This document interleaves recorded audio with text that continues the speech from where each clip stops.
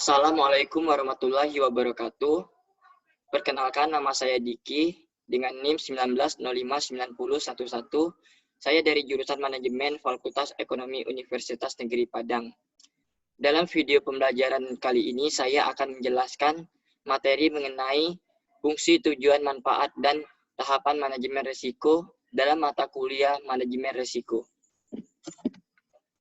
Langsung saja ke materi yang pertama, yaitu pengertian manajemen risiko. Ialah manajemen risiko adalah suatu pendekatan terstruktur atau metodologi dalam mengelola ketidakpastian yang berkaitan dengan ancaman suatu rangkaian aktivitas manusia, termasuk penilaian risiko, pengembangan strategik untuk mengelola dan mitigasi risiko dengan menggunakan pemberdayaan atau pengelolaan sumber daya.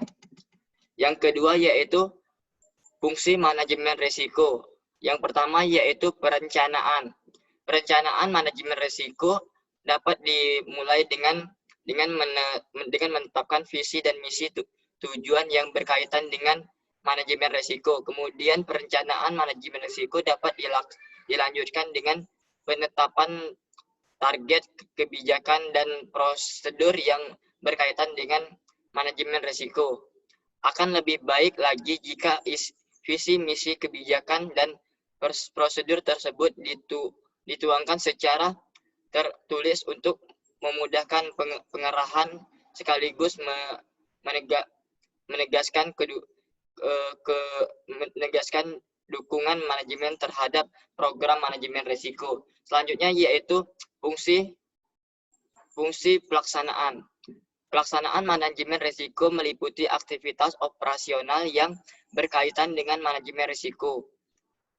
Proses pengidentifikasi dan pengukuran risiko diteruskan dengan manajemen atau pengelolaan risiko yang merupakan aktivitas operasional yang utama dari manajemen risiko. Selanjutnya yaitu fungsi pengendalian.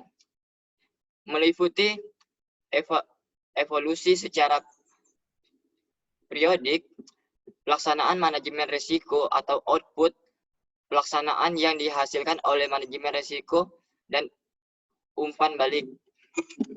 Selanjutnya yaitu tujuan manajemen risiko. Tujuan manajemen risiko ialah mengatasi risiko-risiko yang ada di perusahaan yang telah diidentifikasi dan dinilai, serta telah dibuatkan rencana tindakan untuk minimalisir dampak dan kemungkinan terjadinya. Selanjutnya yaitu memastikan bahwa rencana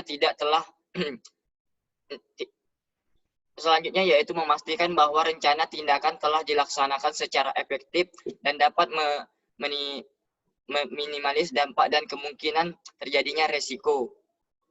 Selanjutnya yaitu meningkatkan efektivitas dan efisiensi manajemen karena semua risiko yang dapat menghambat risiko perusahaan telah diidentifikasikan dengan baik, termasuk cara untuk mengatasi gangguan kelancaran proses perusahaan telah diantisipasi sebelumnya, sehingga jika gangguan tersebut terjadi, perusahaan telah siap untuk menanganinya dengan baik. Selanjutnya yaitu membantu manajemen perusahaan dalam pengambilan keputusan dengan menyediakan informasi mengenai risiko-risiko yang ada di perusahaan, baik risiko strategik maupun kegiatan fungsi-fungsi atau proses bisnis di unit kerja. Selanjutnya yaitu tahapan manajemen risiko.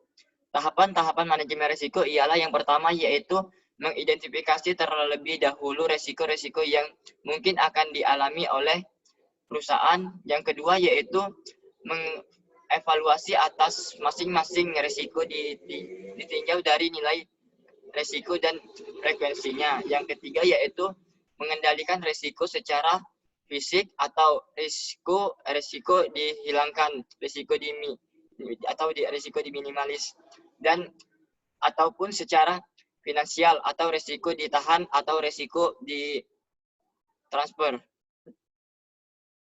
Selanjutnya yaitu Yang keempat, menghilangkan resiko berarti menghapuskan semua kemungkinan terjadinya kerugian.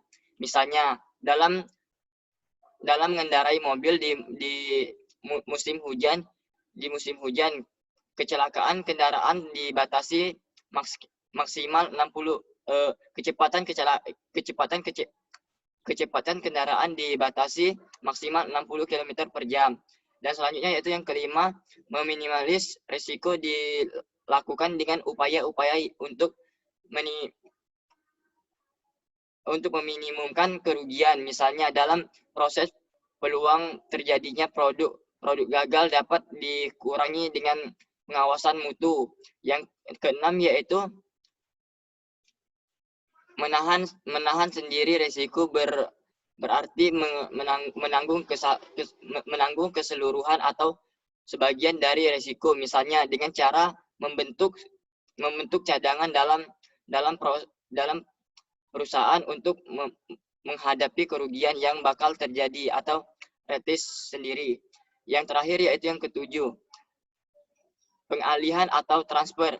Risiko dapat dilakukan dengan memindahkan kerugian atau risiko yang mungkin terjadi kepada pihak lain, misalnya perusahaan asuransi.